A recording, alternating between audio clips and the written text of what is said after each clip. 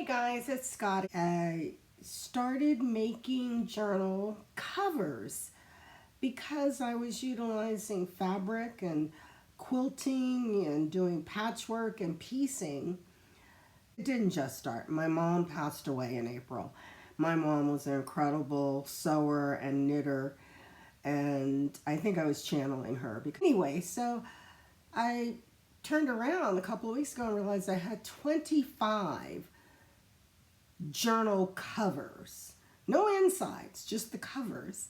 And so I posted them on Junk Journal Junkies chat room, and I called them my book naked journal covers. And so I had posted them, and one of the other members of that group saw this book, which was made with some batik quilting cotton, or quilting cotton in a batik print. And she said she had just the papers for it, and so she was kind enough to give me a link to her paper pack, one of which was called Batik. So thank you, Mariah. I will put Mariah's information at the bottom. You know where all that stuff goes. For those of us who know what junk journals is, basically it's just taking anything around to make a journal, a notebook, a book, but make it interesting and make it pretty. It is not junk. So these were the strips, and like I say, they're not straight, they're wonky, and I also did them as raw edge stitching.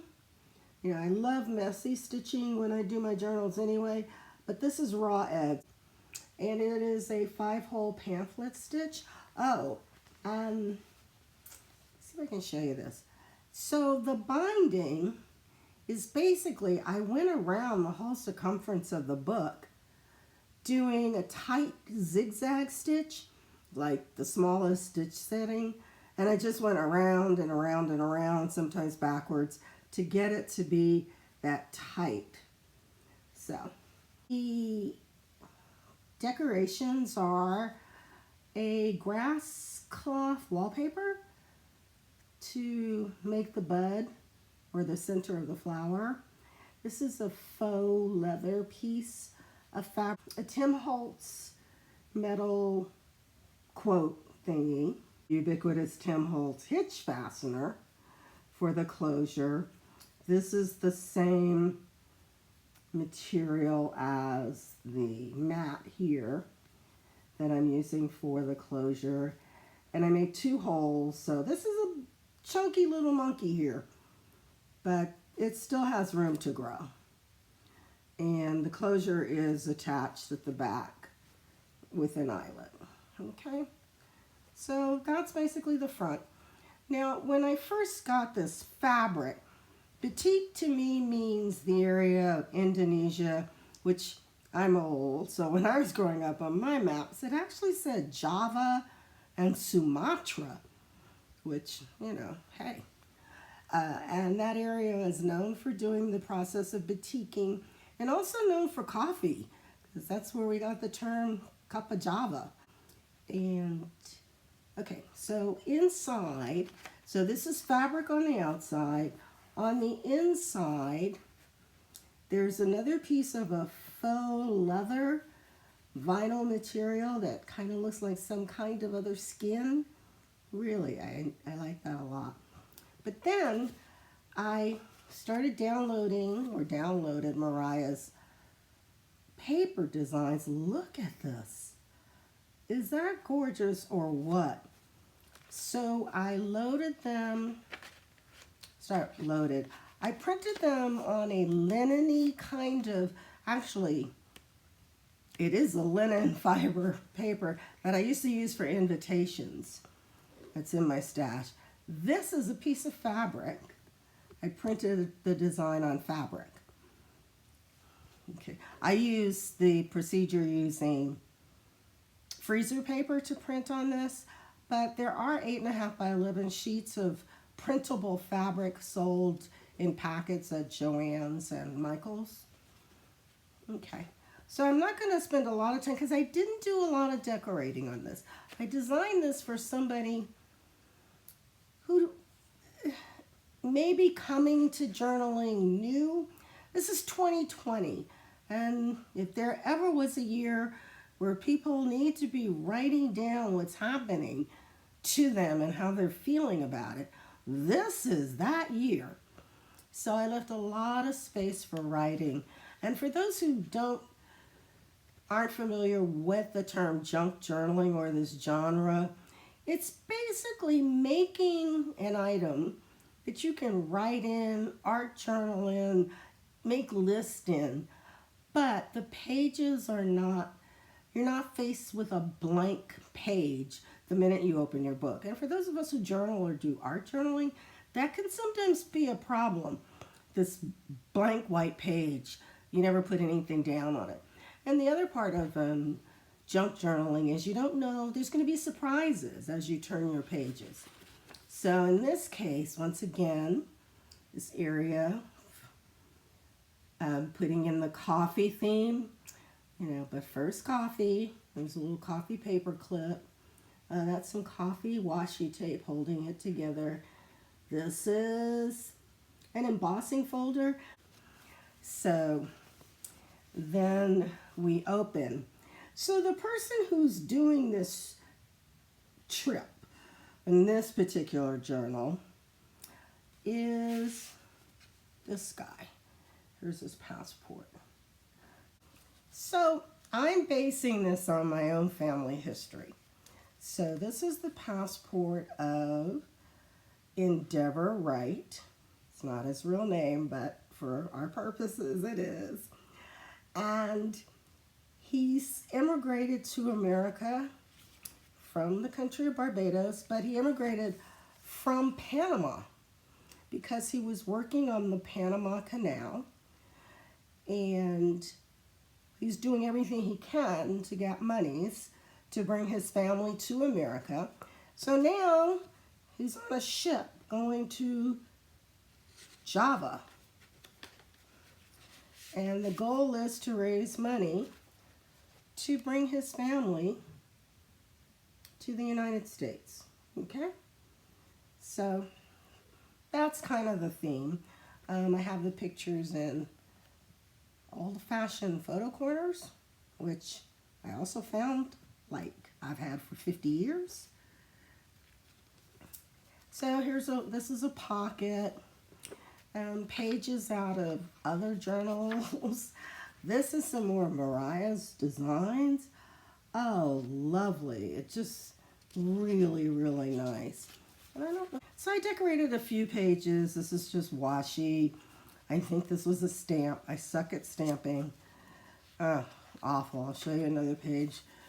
I just don't do stamping well. Here's a page, and when you're looking at it now, it looks like it's one whole sheet. What's on? Not cooperating. Anyway, but it's actually two pieces of paper to make it look like it really does when there's one piece of paper. And I like to do that on certain pages in the journal because this is like a calendar. You seeing that? Anyway, there's found paper, some vintage paper. Vintage meaning it's been in my house, in my cabinet full of stationery for a long time, most of it. Oh, ledger paper. Hello.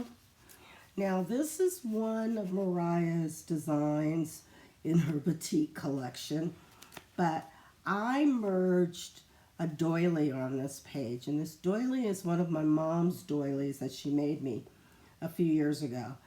And I found these after I moved, and after Mom passed, I really thought I wanted to include her doilies in my work in some way. So going forward, there'll be either the actual doily, which I've had a hard time incorporating. I don't seem to be ready to give them up yet, or a digitized version. Isn't that pretty? And just some, simple collaging, nothing special. And here's another one of Mariah's pages. And this is a pocket with a different kind of closure.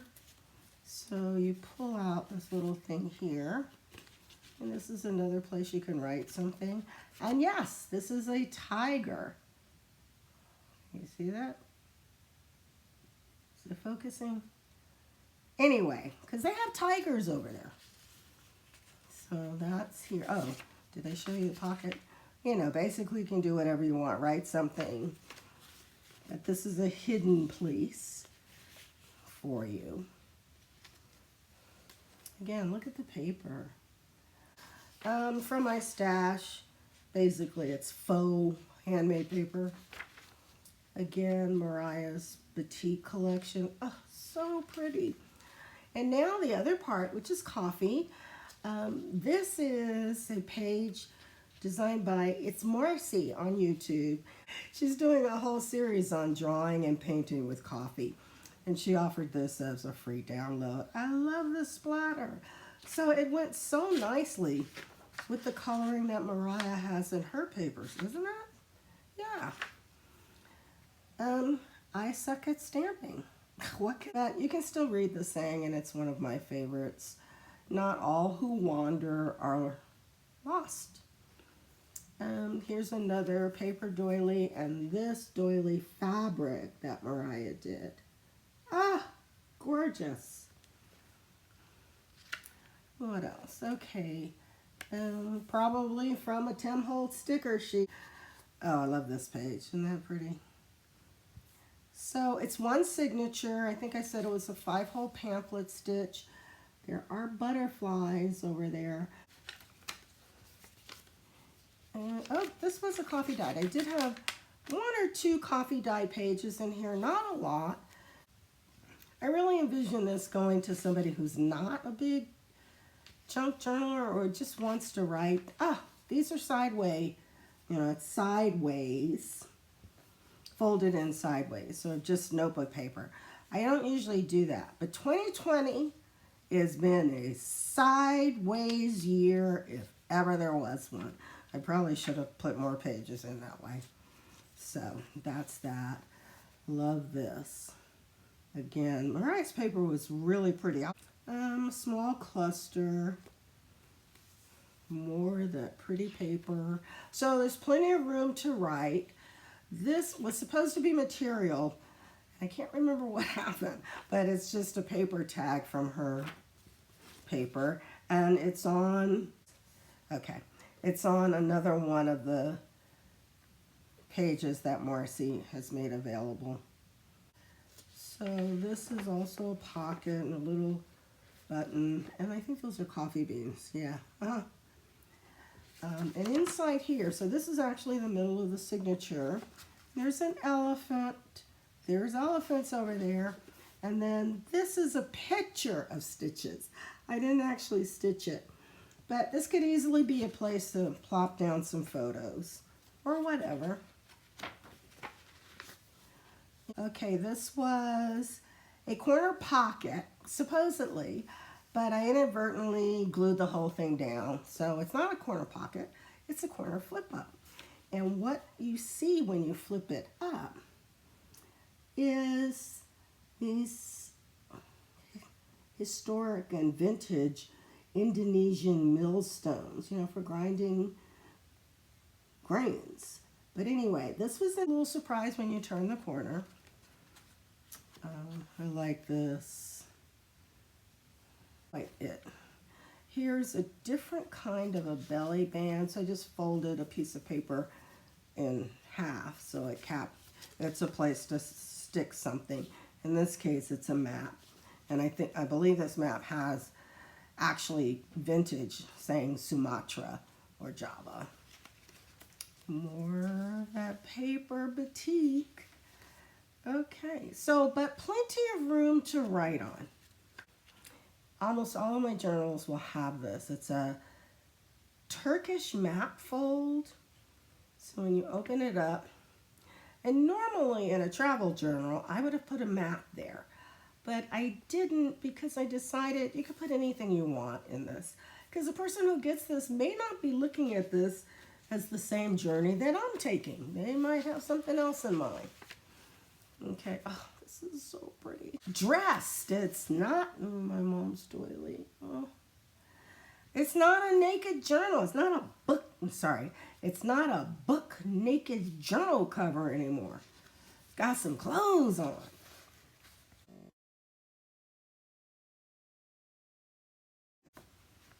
And this is just a pull out. Or, I can write something.